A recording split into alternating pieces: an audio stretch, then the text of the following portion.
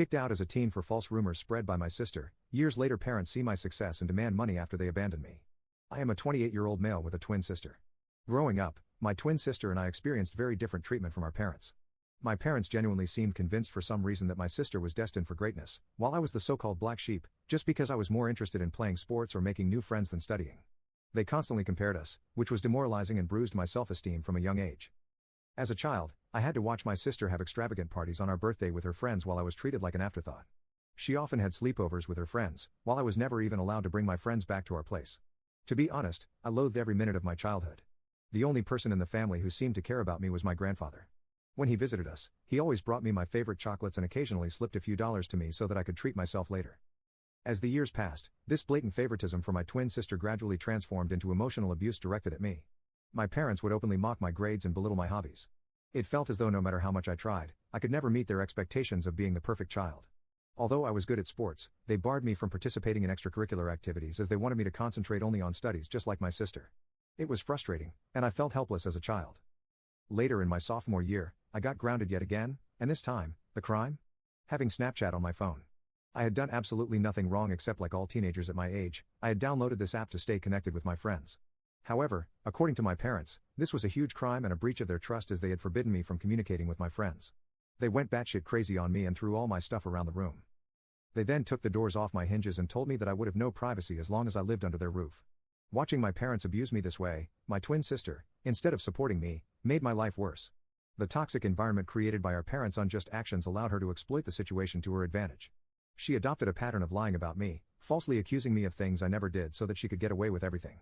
If she stole something, she'd effortlessly shift the blame to me, and my parents, already inclined to believe the worst about me, readily accepted her lies. She would demean me in front of my friends at school and would make fun of my appearance. Despite this, I had a wide circle of friends at school because I was approachable and open to making connections. My twin, however, struggled socially, and she started to resent that I could talk to people while she felt awkward. This jealousy reached a boiling point during our 14th birthday party when no one showed up for her on her birthday. I have no idea why her friends did that to her, but in stark contrast, my friends took me out for ice cream, and I had an overall wonderful day. This infuriated my sister further. To take revenge, my sister began to spread false rumors at school about me where she would portray me as a spoiled brat. She would falsely tell everyone that I was allegedly physically abusing her at home since our parents loved her more. Unbeknownst to me, she took things to a disturbing level. To fabricate evidence, she would punch herself, purposefully inflicting injuries like a black eye or bruised shoulder. The next day, she would confidently walk into school, displaying the self-inflicted injuries as proof of my supposed violence and make up stories.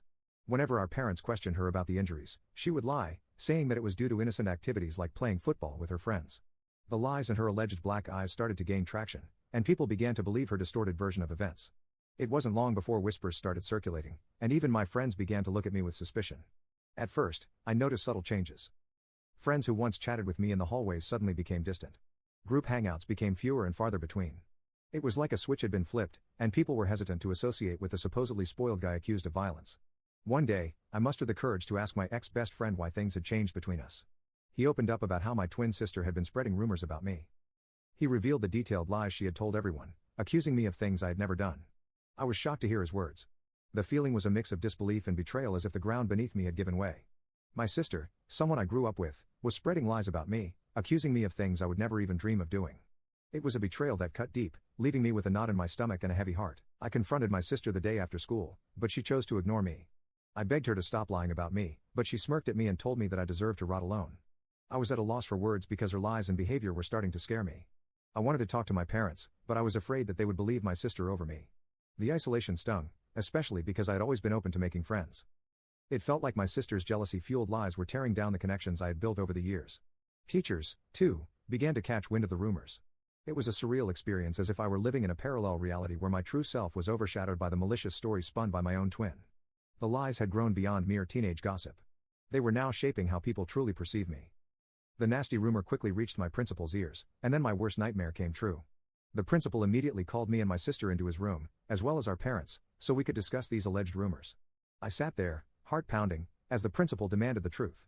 I hoped my sister would finally come clean, but instead, she doubled down on the lies. She straight up told the principal that, yeah, the rumors were true, and painted me as this bully who went around beating her up when our parents weren't around. I couldn't believe it. Shock washed over me as my sister continued spinning this twisted story about how I was angry at her for getting more love from our parents. It was all a bunch of lies, but she stuck to her story like glue. My mom began to cry hearing my sister's story, holding on to my sister like she was some kind of hero. My dad tried to comfort my sister, telling her that it was brave for her to speak up and that he was going to make sure that nothing would ever happen to her after that day. I tried to defend myself, pleading with the principal that it was all made up. I felt like I was drowning in a sea of accusations, desperately trying to swim to the surface. But my sister kept at it, insisting that I was this angry, violent person taking out my frustrations on her every day. My mom's tears kept coming as she held onto my sister, giving me accusing looks. It was like fighting against a wall of belief in my sister's made-up story. My principal reprimanded me strongly, saying the school didn't tolerate bullying and these were grounds to suspend me. I pleaded with him not to suspend me, but he shook his head, saying he couldn't just let it slide.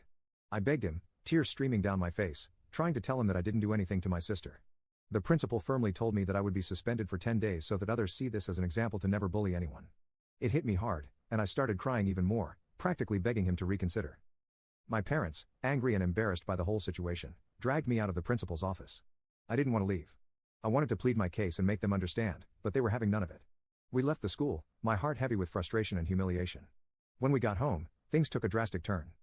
My dad started packing up my stuff out of the blue. I was shocked, confused, and had no idea what was happening. My mom asked him what he was doing, but he just shouted that he couldn't let me live in the same house as my sister anymore. I was crying, practically on my knees, and pleaded with my sister to tell them the truth, but she stayed cold, unmoved by my emotions. My dad continued packing my things and then threw the suitcase into our foyer. I clung to my dad's legs, still begging him not to throw me out. It was like a nightmare unfolding. He told me that a bully like me didn't deserve to live in his house and that he would ask his father, my grandfather, to come and pick me up if he wanted to do that. It felt like the world had crumbled beneath me. I stood there in shock, surrounded by my belongings scattered in the foyer, kicked out of my own home. Eventually, my grandfather did show up. He gathered all my things and helped me place them in the car, helping me into the passenger seat. He made sure I had my seat belt on before walking towards my parents' front door. He rang the doorbell and when my dad opened the door, he started to yell at him for treating me this way.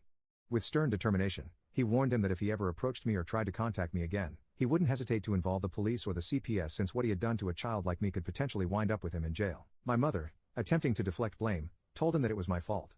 However, my grandfather wasn't having any of it. He stood his ground, defending me, emphasizing that I was just a child who didn't deserve to be treated in such a heartless manner. That was the first time in my life I felt how powerful my grandfather was. He didn't back down to my parents and unlike what they believed, he trusted me. Eventually, we drove away, leaving behind my home, the only place I had ever grown up in. I can't even begin to put into words how indescribable the pain I felt during that time. I remember just crying on the bed and not eating anything despite how much my grandfather urged me to. I told him what my sister had done, and he was shocked as well.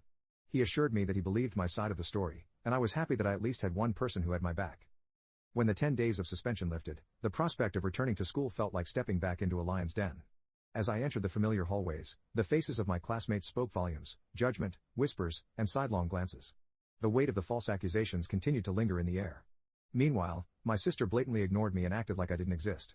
She had become friends with a few people who believed her side of the story and saw her as the victim of my attacks. No matter how much I tried to tell my side of the story to anyone, it fell on deaf ears. I was an outcast, branded with an unjust label that clung to me like a shadow. No matter where I went, the classroom, the cafeteria, the corridors, the eyes that met mine were filled with disdain and mistrust. I became a loner. I would keep my head down and attend all my classes, have lunch alone in the cafeteria, and would straight go back home. I had no friends and it felt like everyone pretty much didn't want me there. Throughout all this, my parents never once called to check up on me. My grandfather would constantly remind me that this was not my fault and that life would eventually be okay.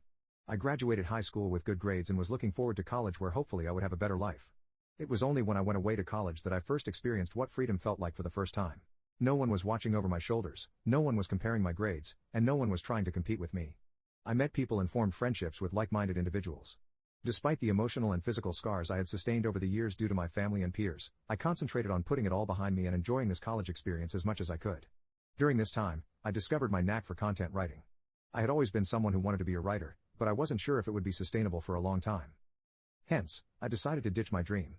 But to earn some side money, I decided to start writing as a freelancer. I signed up on various freelancing sites, which helped me secure jobs from prominent clients.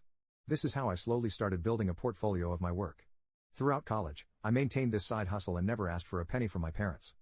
When I graduated from college, instead of getting a corporate job, I realized that I could pursue content writing as a full-time job.